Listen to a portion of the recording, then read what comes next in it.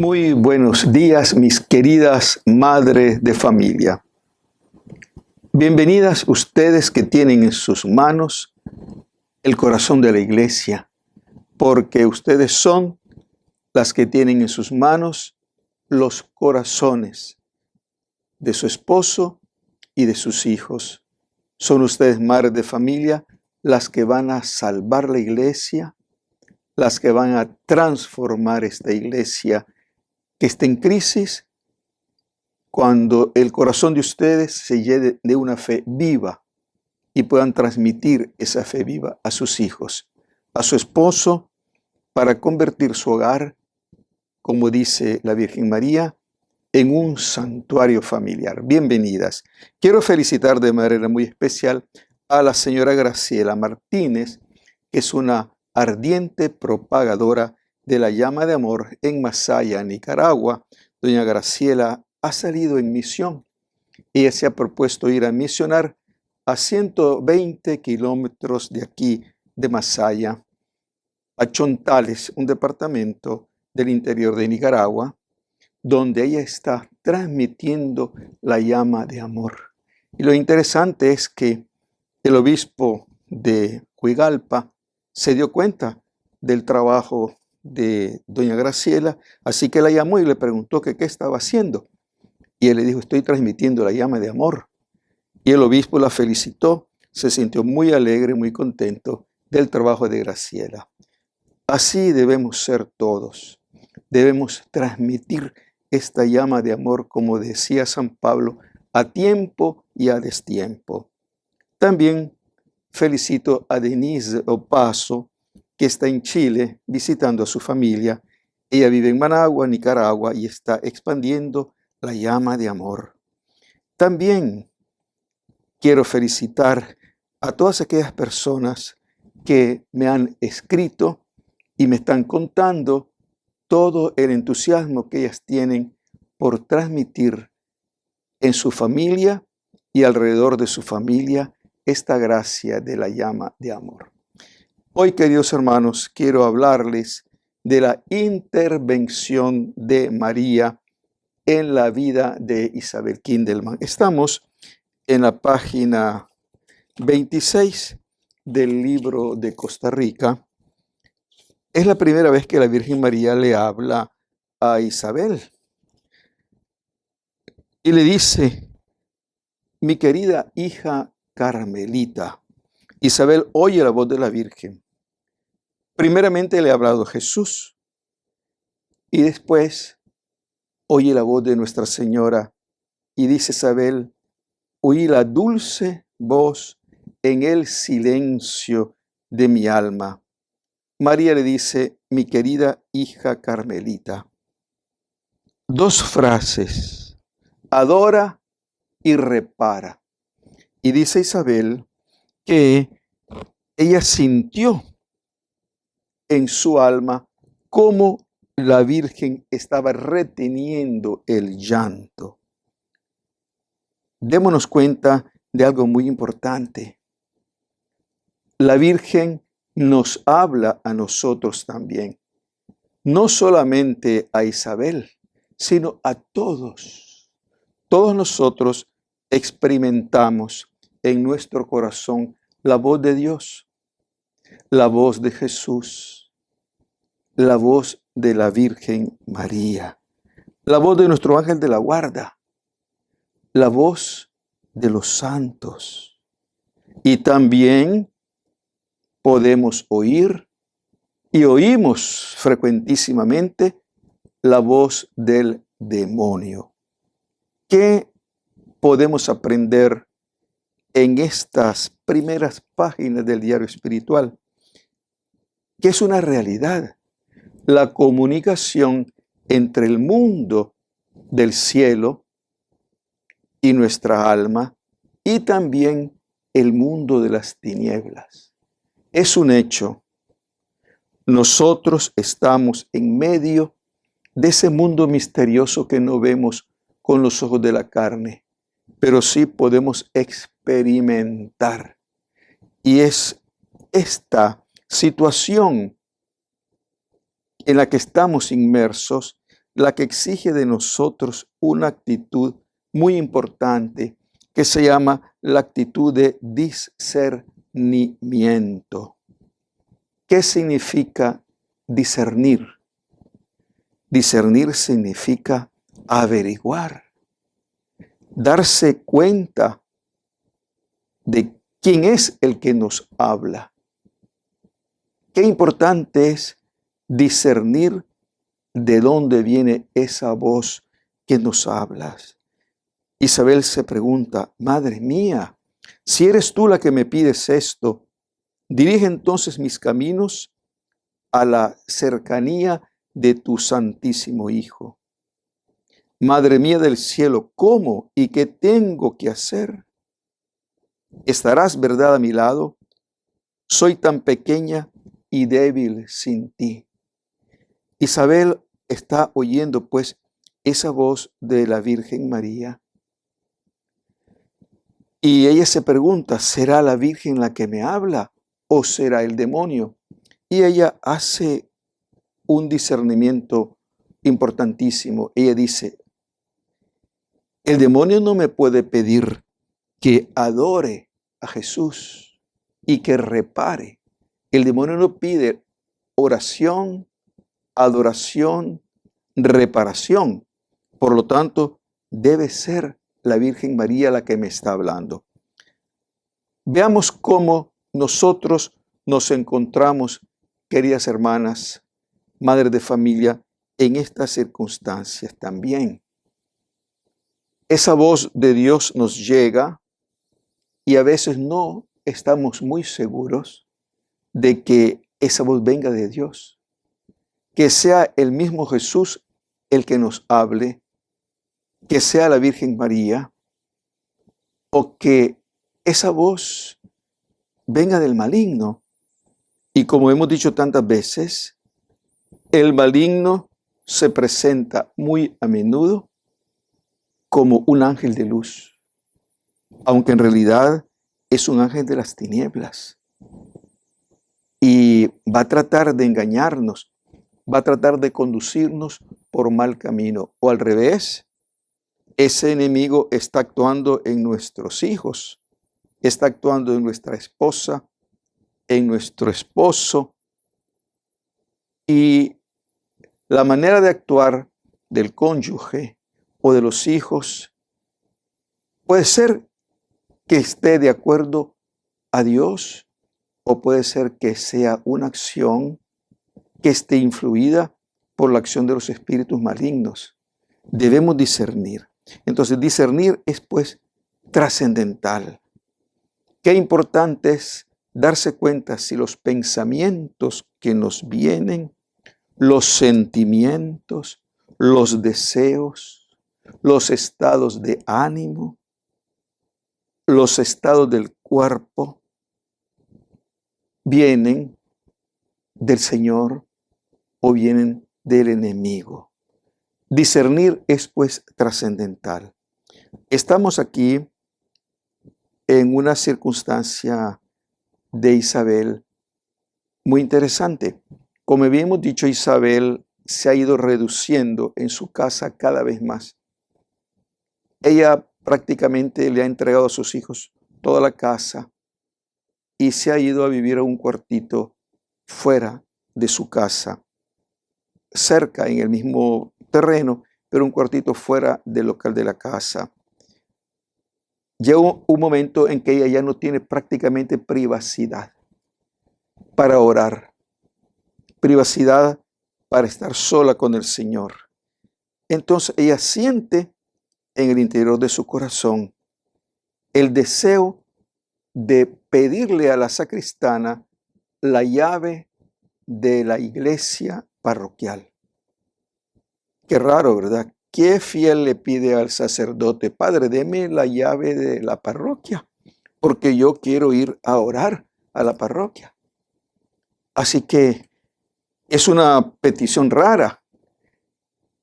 Isabel se siente impulsada, hay un impulso interior que la lleva y va a hablar con la hermana sacristana. Y la sacristana le dice extrañada, mire, yo no le puedo conceder a usted ese permiso, esa llave. Eso le corresponde al párroco. Pues bien, Isabel va a hablar con el párroco. Y el párroco le concede la llave de la parroquia. Qué extraño. Qué difícil es que un párroco vaya a darle a una feligresa la facultad de entrar a la parroquia cuando a ella le parezca. Pues bien, el párroco le va a dar a Isabel la llave. ¿Para qué? Para que ella pueda ir a la parroquia a adorar, a reparar en silencio. Ella ha perdido prácticamente su privacidad en la casa, así que ella dice, el Señor me da una nueva casa. Yo me desprendí de mi casa y el Señor me da una casa nueva, una casa inmensa. Y desde entonces Isabel va a ir a la parroquia, sea antes del trabajo, probablemente antes del trabajo, o después del trabajo, cuando no hay nadie, a adorar y reparar. El Señor, en vez de un hogar, me ha dado otro. Dice ella, por eso es tan querido para mí este templo. Isabel, pues, desde su interior está oyendo la voz de la Virgen María. Tenemos, pues, la voz de Jesús y al cabo de unos días, la voz de María. Esas dos voces son las que van a ir guiando a Isabel, aunque en una otra circunstancia oirá la voz de su ángel de la guarda. Ya habíamos dicho al inicio que ella oyó la voz de un alma, la voz de el señor B, que era miembro de la congregación de la Tercera Orden del Monte Carmelo y había fallecido. Ella oye la voz del señor B que la anima a volver otra vez al Monte Carmelo. Qué gran enseñanza tenemos aquí. Discernir antes de actuar. La gracia de la llama de amor nos va a llevar a eso, a aprender a discernir, aprender a darnos cuenta de quién nos habla para poder conducirnos por los caminos del Señor y no conducirnos por caminos equivocados. Cada vez que actuamos mal, es que hemos discernido mal. Porque si discernimos bien, esa voz del Señor nos llevará por el buen camino. Mientras que cuando discernimos mal, es que nos desviamos del bien y entonces vienen los pecados, las dificultades, los problemas que nos quitan la paz. ¿Qué debemos hacer para discernir? En primer lugar, orar. Reflexionar sobre la naturaleza de nuestros pensamientos, de nuestros sentimientos, de nuestros deseos. ¿Vienen de Dios? ¿Vienen de mi carne? ¿Vienen del maligno? Tres posibilidades. Que la voz que escuchamos sea de Dios, la voz del Señor, la voz del Espíritu Santo, la voz de la Virgen María, la voz de los santos, la voz del ángel de la guarda, la voz de las almas.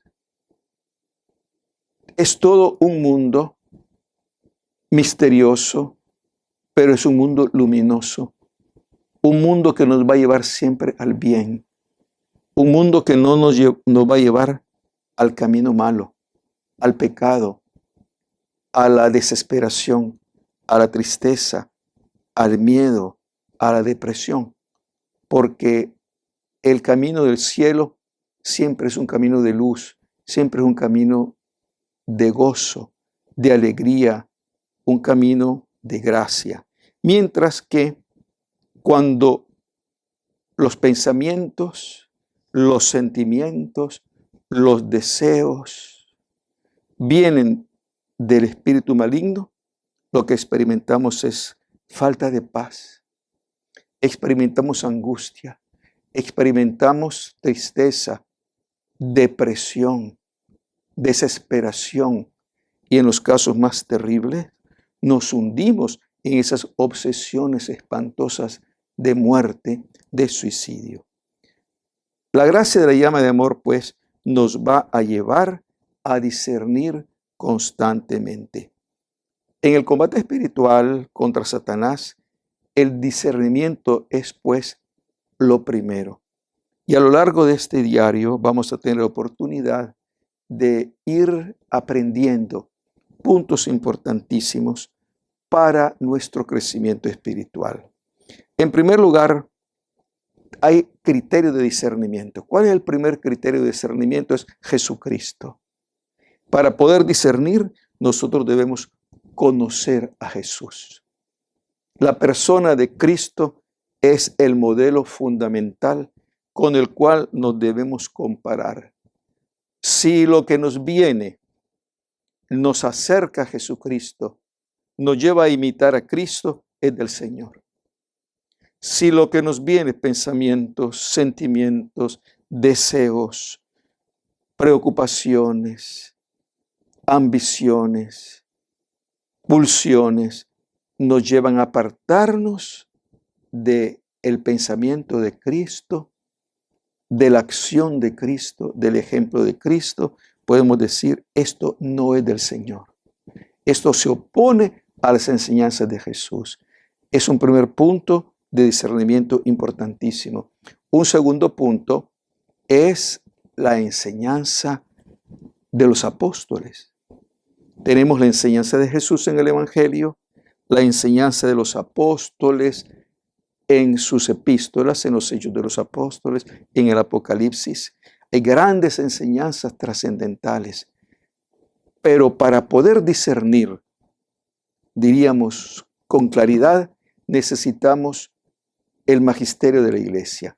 Necesitamos nosotros escuchar lo que nos dice la iglesia a través de los siglos en el magisterio de los concilios, el magisterio de los papas, el magisterio de los obispos unidos al Papa.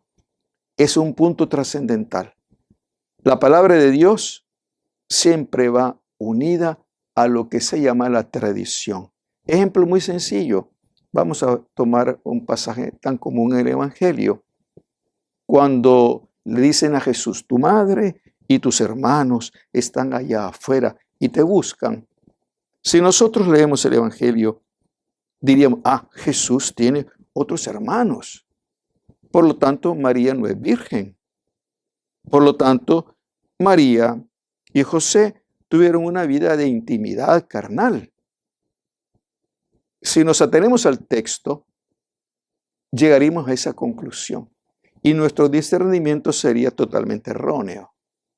Pero he aquí que tenemos la enseñanza de la iglesia, la enseñanza del magisterio, la enseñanza de la tradición, que nos dicen, no, ese texto no nos habla de que María tuvo otros hijos, sino que se está refiriendo a la manera de concebir la familia hebrea en esa época, en la que los hermanos se llamaban a todos aquellos que formaban parte de la familia, especialmente a los primos, tu madre y tus hermanos, tu madre y tus parientes, tu madre y tus primos están aquí y te buscan. Aquí nos damos cuenta, pues, de que no podemos interpretar directamente la palabra de Dios con nuestra propia mentalidad. Necesitamos la ayuda del magisterio de la iglesia, la ayuda de las enseñanzas del cuerpo de Cristo y especialmente de lo que llamamos la tradición de la iglesia. Entonces, tenemos que ejercer una gran vigilancia sobre nuestro pensamiento, sobre nuestros sentimientos, sobre nuestros deseos, sobre nuestra personalidad. Como hemos dicho antes, tenemos tres grandes facultades: la inteligencia, la voluntad, la memoria. Y sobre estas tres grandes facultades, los espíritus malignos van a influir. Y al influir, nosotros nos vamos a encontrar siempre en la necesidad de darnos cuenta de que si ese pensamiento, ese sentimiento, ese deseo, esos recuerdos, esas sensaciones que experimentamos, vienen del Señor o vienen del maligno. La llama de amor es una devoción que nos enseña a combatir la acción de los espíritus malignos. Hay que estar siempre vigilantes. Una cosa que vamos a tener que examinar es la acción del Espíritu Santo y la acción de los espíritus malignos. Eso es básico. Cuando nosotros estudiamos la carta de los Gálatas, nos damos cuenta de que San Pablo nos habla de los frutos del Espíritu Santo. Y nos dice que para entrar en el reino de los cielos es necesario producir los frutos del Espíritu Santo. Esos frutos del Espíritu Santo: caridad, gozo, paz, paciencia, longanimidad, bondad, mansedumbre, fe, fidelidad, modestia, continencia, castidad, son la marca de que viene del Señor. Todo lo que nos lleva a vivir los frutos del Espíritu Santo viene del Señor. Y al contrario, lo opuesto a la acción del Espíritu Santo es la acción de la carne. En el mismo texto, en el capítulo 5 de Gálatas, se nos dice que los frutos de la carne son, en primer lugar, la fornicación, el adulterio, la impureza, la hechicería, la brujería, la idolatría, la división, el pleito, la disensión, el orgullo, la soberbia, etcétera, etcétera. San Pablo nos da una lista, pues, de los frutos de la carne, y él mismo nos dice: el que vive en la carne no entrará en el reino de los cielos. Son puntos importantísimos de referencia para darnos cuenta si lo que viene de Dios o si lo que viene del maligno, porque detrás de los frutos de la carne están los espíritus malignos. Queridas madres de familia, la gran misión que Dios les confía a ustedes es la de formar el corazón de sus hijos en la fe. Y para poder formar a los hijos hay que discernir qué es lo que está atacando a sus hijos, para enseñarle desde niños a rechazar las obras de la carne y a producir los frutos del Espíritu Santo. A eso nos debe llevar el discernimiento, a darnos cuenta de qué cosa proviene del Espíritu Santo y qué cosa proviene de la acción de los espíritus malignos. Seguimos, pues, queridos padres de familia, trabajando para que la llama de amor transforme nuestros hogares en verdaderos santuarios, santuarios donde reine Jesucristo.